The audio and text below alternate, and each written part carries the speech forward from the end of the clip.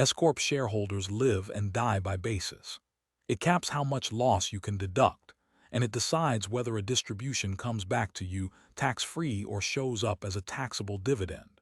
In this section, we will build up stock basis step by step, bring in debt basis as a second layer, and then walk through how the Accumulated Adjustments Account, or AAA, controls the order in which distributions get taxed.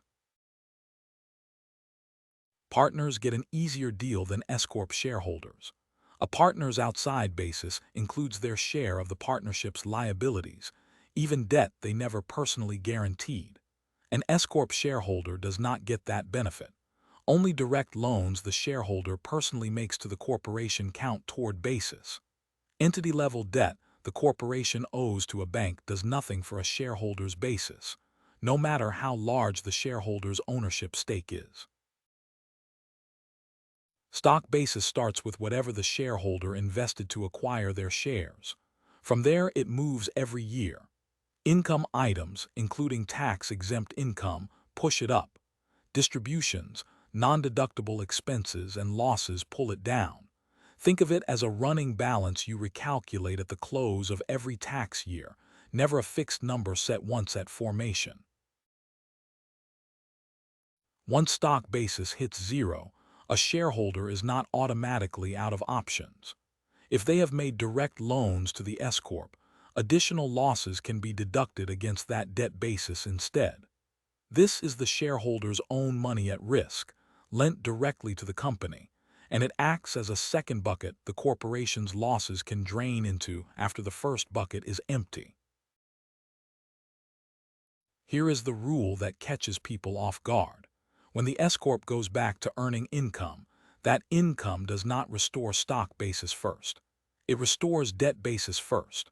Only after debt basis is fully back does new income start rebuilding stock basis. For a shareholder holding both kinds of basis, that ordering genuinely changes how a repayment of the loan will be taxed in a later year. Now shift from losses to distributions.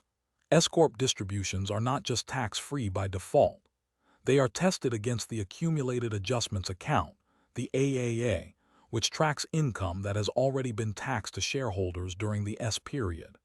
As long as a distribution stays inside the AAA balance, it comes back tax-free and simply reduces stock basis. Picture every distribution dollar moving down an ordered path. It draws from the AAA first, tax-free. Once the AAA is empty, it draws from leftover C-corp earnings and profits, and that portion is a taxable dividend.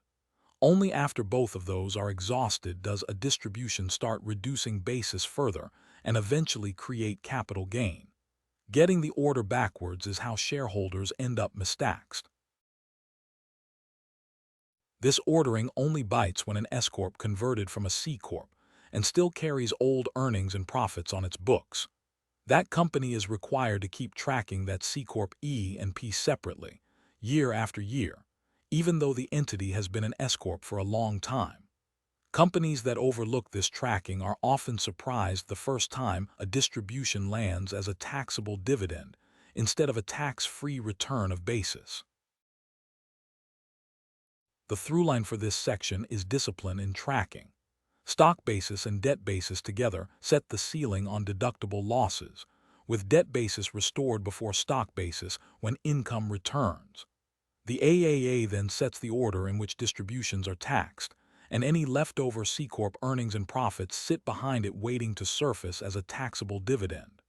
Keep all three current every year, and a shareholder's tax outcome stops being a surprise.